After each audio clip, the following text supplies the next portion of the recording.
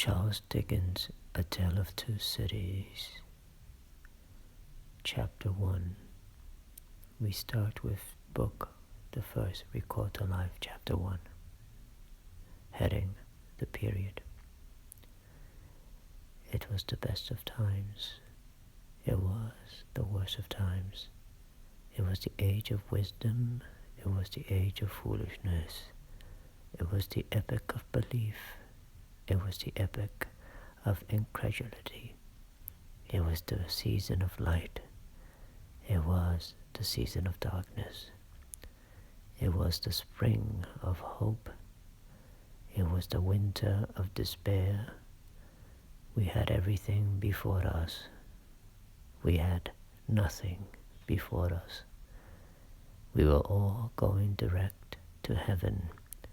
We were all going direct the other way. In short, the period was so far like the present period that some of its noisiest authorities insisted on its being received for good or for evil in the superlative degree of comparison only. There were a king with a large jaw and a queen with a plain face on the throne of England. There were a king with a large jaw and a queen with a fair face on the throne of France. In both countries, it was clearer than crystal to the lords of the state, preserves of loaves and fishes, that things in general were settled forever. It was the year of our Lord, 1775. Spiritual revelations were conceded to England at that favored period, as at this. Mrs. Southcote had recently attained her 25th blessed birthday, of whom a prophetic private in the Life Guards had heralded the sublime appearance by announcing that arrangements were made for the swallowing up of London and Westminster. Even the Cock Lane ghost had been laid only a round dozen of years after rapping out its messages, as the spirits of this very year last past, supernaturally deficient in originality, rapped out theirs. Mere messages in the earthly order of events had lately come to the English crown and people from a congress of British subjects in America, which, strange to relate, have proved more important to the human race than any communications yet received through any of the chickens of the Cock Lane brood. France, less favor on the whole as to the matters spiritual. France, less favor on the whole as to matters spiritual than her sister of the Shield and Trident, rode with exceeding smoothness downhill, making paper money and spending it. Under the guidance of her Christian pastors, she entertained herself, besides, with such humane achievements as sentencing a youth to have his hands cut off, his tongue torn out with pincers, and his body burned alive, because he had not kneeled down in the rain to do honor to a dirty procession of monks which passed within his view at a distance of some 50 or 60 yards. It is likely enough that, rooted in the woods of France and Norway, there were growing trees when that sufferer was put to death, already marked by the woodman fate, to come down and be sawn into boards to make a certain movable framework with a sack and a knife in it, terrible in history. It is likely enough that in the rough outhouses of some tillers of the heavy lands adjacent to Paris, there were sheltered from the weather that very day rude cots, bespattered with rustic mire, snuffed about by pigs, and roosted in by poultry, which the farmer, Death, had already set apart to be his tumbrils of the Revolution. But that woodman and that farmer, though they work unceasingly, work silently, and no one heard them as they went about with muffled tread, the rather for as much as to entertain any suspicion that they were awake was to be atheistical and treacherous.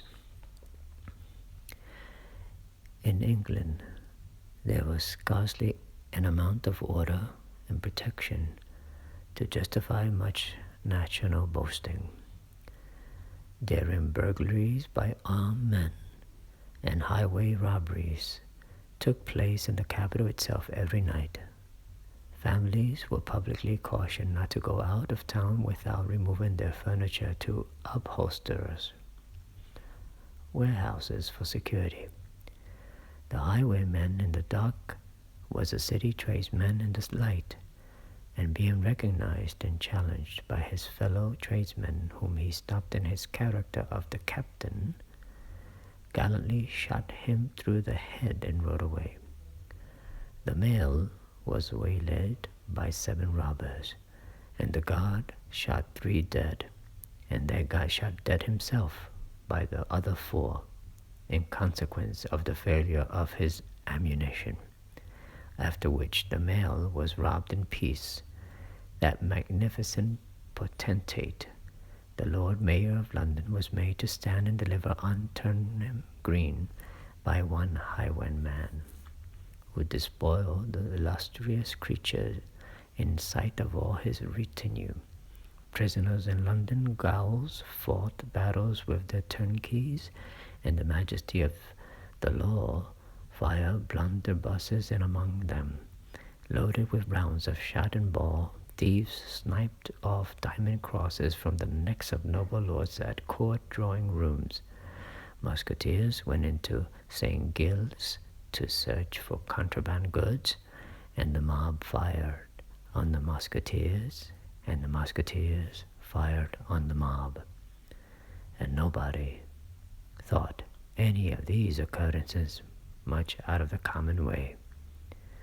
In the midst of them, the hangman, ever busy and ever worse than useless, was in constant requisition, now stringing up long rows of miscellaneous criminals, now hanging a housebreaker on Saturday who had been taken on Tuesday, now burning people in the hand at Newgate by the dozen, and now burning pamphlets at the door of Westminster Hall. Today taking the life of an atrocious murderer, and tomorrow of a wretched pilferer who had robbed the farmer's boy of 6 pence. All these things, and 1,000 like them, came to pass in and close upon the dear old year 1775. Environed by them, while the woodman and the farmer worked unheeded, those 2 of the large jewels and those other 2 of the plain and the fair faces trod with stir enough and carried their divine rights with a high hand.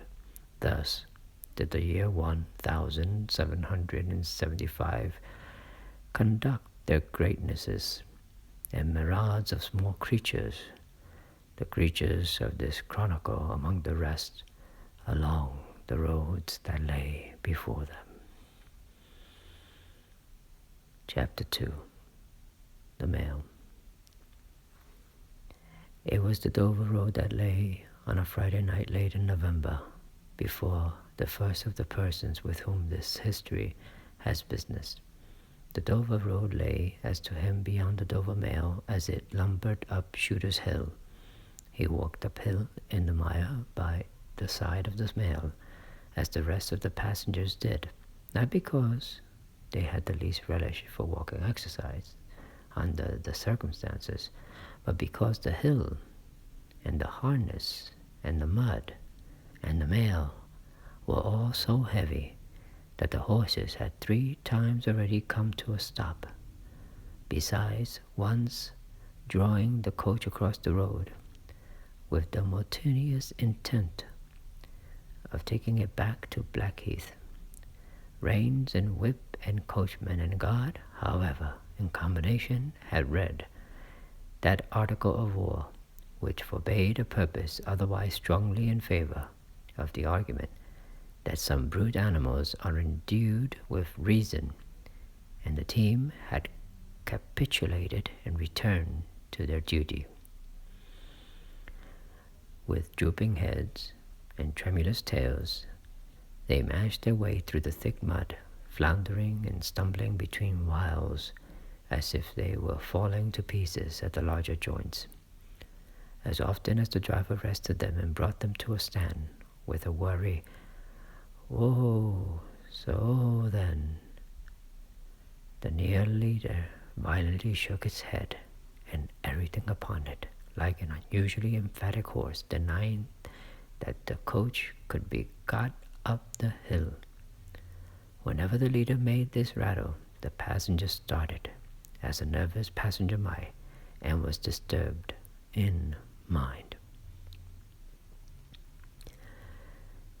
There was a steaming mist in all the hollows, and it had roamed in its forlornness up the hill, like an evil spirit seeking rest and finding none. A clammy and intensely cold mist, it made its slow way through the air in ripples that visibly followed and overspread one another as the waves of an unwholesome sea might do. It was dense enough to shut out everything from the light of the coach lamps, but these its own workings, and a few yards of road, and the reek of the laboring horses steamed into it, as if they had made it all. 2 other passengers besides the one were plodding up the hill by the side of the mail. All 3 were wrapped to the cheekbones and over the ears, and wore jackboots. Not one of the 3 could have said, from anything he saw, what either of the other two was like, and each was hidden under almost as many wrappers from the eyes of the mind as from the eyes of the body of his 2 companions.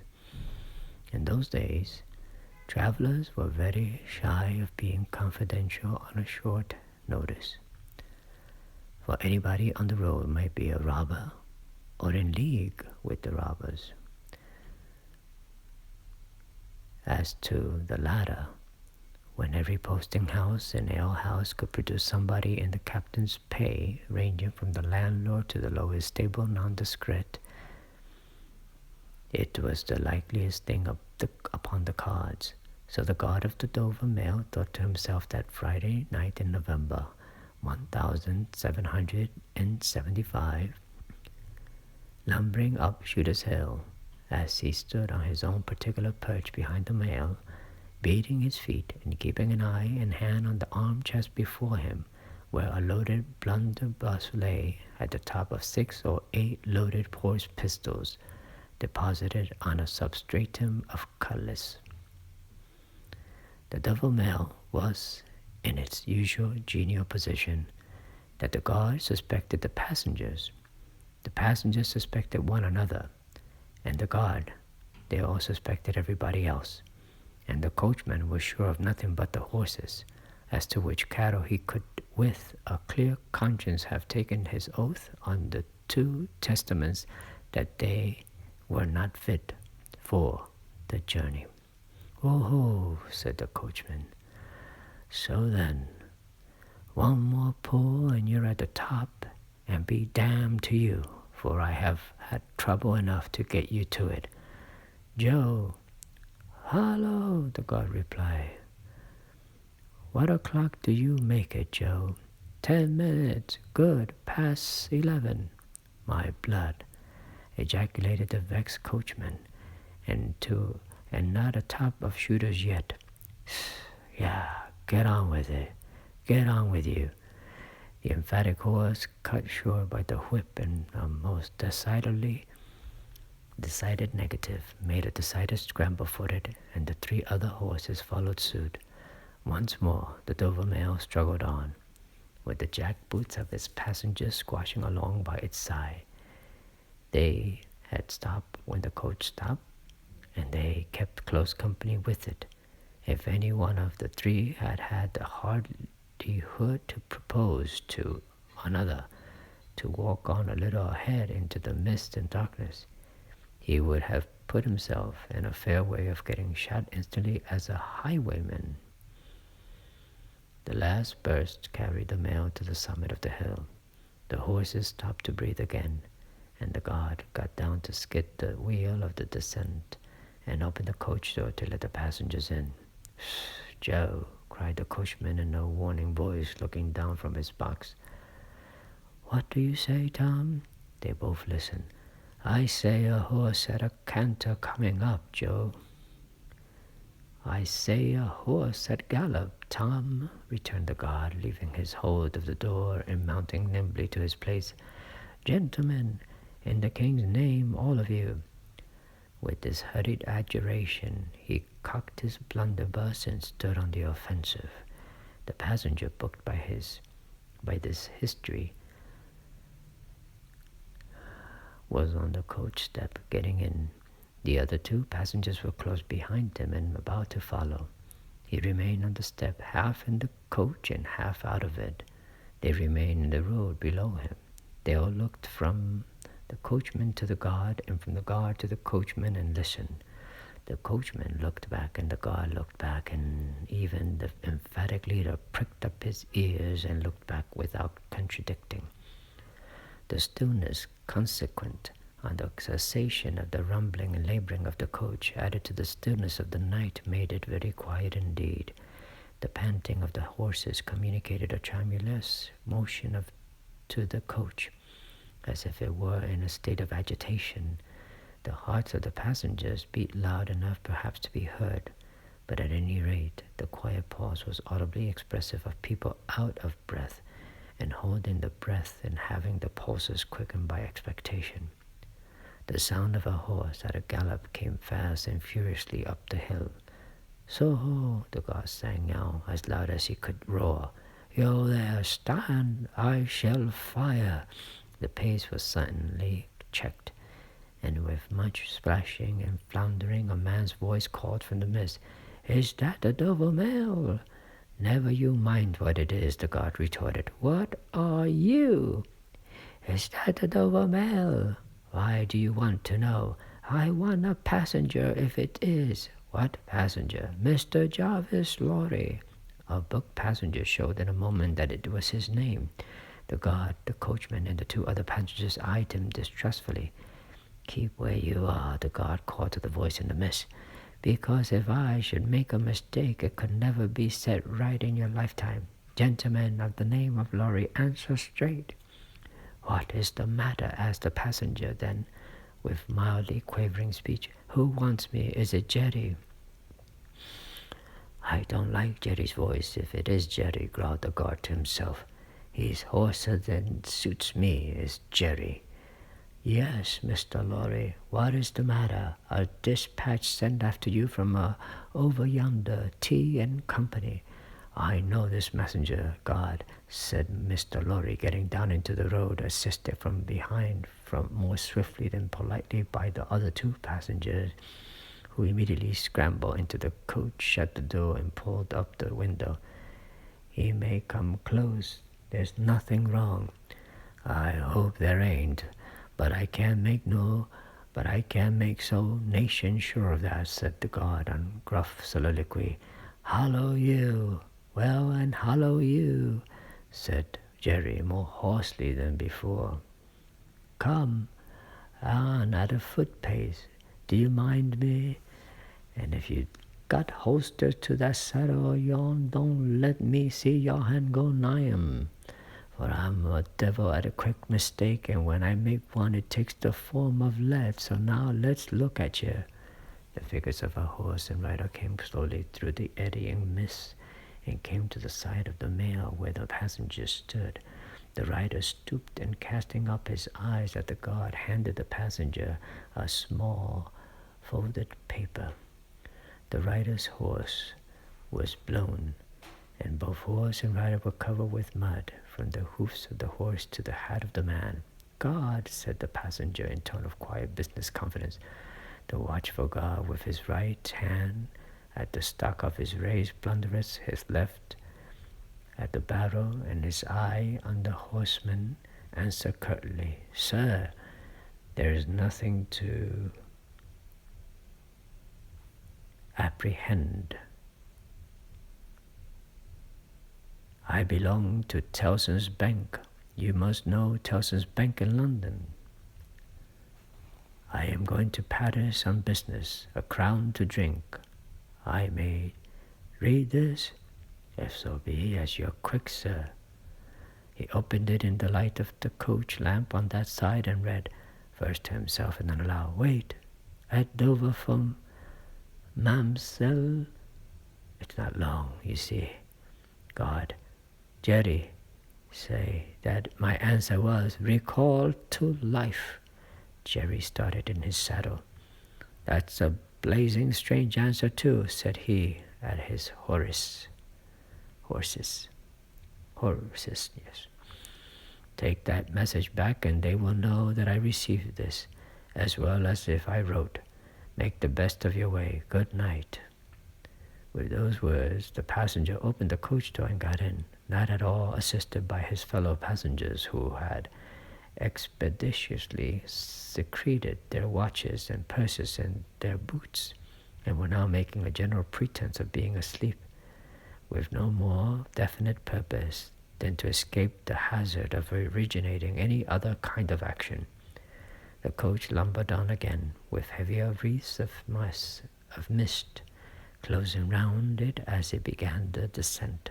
The guard soon replaced his blunderbuss in his arm-chest, and having looked to the rest of his contents, and having looked to the supplementary pistol that he wore in his belt, looked to a smaller chest beneath his seat, in which there were a few smith's tools, a couple of torches, and a tinder box.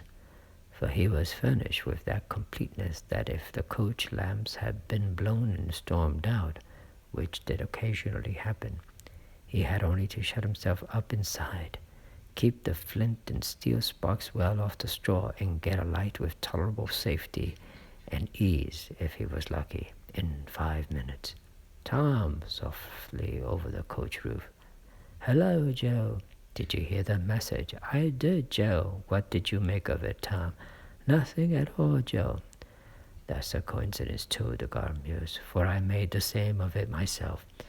Jerry, left alone in the mist and darkness, dismounted, meanwhile, not only to ease his spent horse, but to wipe the mud from his face and shake the wet out of his hat brim, which might be capable of holding about half a gallon, after standing with the bridle over his heavy splashed arm until the wheels of the mail were no longer within hearing and the night was quite still again. He turned to walk down the hill. After that, there galloped from Temple Bar old lady. "I won't trust your forelegs till I get you on the level," said this horse messenger, glancing at his mare. "Recalled to life. That's a blazing strange message. Much of that wouldn't do for you, Jerry. I say, Jerry, you be in a blazing bad way. A recalling to life was to come into fashion, Jerry." End of chapter 2 of A Tale of Two Study, A Tale of Two Cities by Charles Dickens. Thank you for listening. Make sure to hit the subscribe button. Help out the channel by liking, leaving a comment, and thank you for sticking it out. I appreciate you listening. Take care. Have a good day. Bye.